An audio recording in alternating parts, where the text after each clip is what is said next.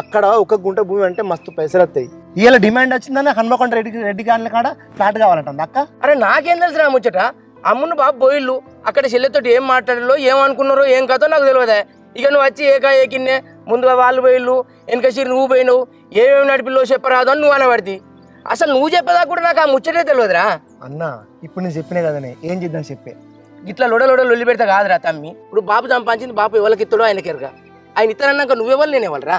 అదో గిదే నీ పొత్తుల ముచ్చట నాకు అర్థమవుతుంది. బాబు ఇస్తామని నువ్వు ఎట్లా అంటావు? బాబు సంపాదించింది ఎవరికి ఇస్తా ఆయనకి ఇష్టమైన కూర్చోమని నువ్వు ఎట్లా అంటావే? ఒక మాట అన్న వినే. అక్కకు పెళ్ళప్పుడు కట్నం ఎత్తివి కానుకలు ఎత్తివి ఓ 5 ఎత్తివి. అది అక్కడ 10 ఎకరాల భూసామి. పైగా మళ్ళీ దానికి 2 కొడుకులేనే. హన్మకొండ కాడ ప్లాట్ ఎందుకు మళ్ళీ అక్కకు?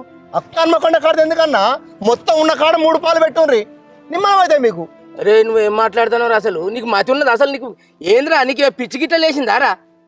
అరే నువ్వు చిన్నోని రాదు కొన్నప్పుడు నీ పెళ్ళైన కొత్తలో కొన్నావు. అది కొన్నప్పుడు అప్పుడు కూడా అన్నాడు బాబు, అరే ఉండ నీళ్ళు బిడ్డ 3 గుంటలు అయిద్దిరా చెల్లెని కూడా మీ తోడు ఉంచుకోర్రా అంటే తేళ్ళ ఉండకుంటే ఎడిపోతే తీరాదు బాబు ఇంకేమైనా దొరుకుతుంది ఇంకో 4-5 గుంటలు కొందాని తీ అన్నాం. కానీ ఆడ దొరకలేదు కొనలేదు.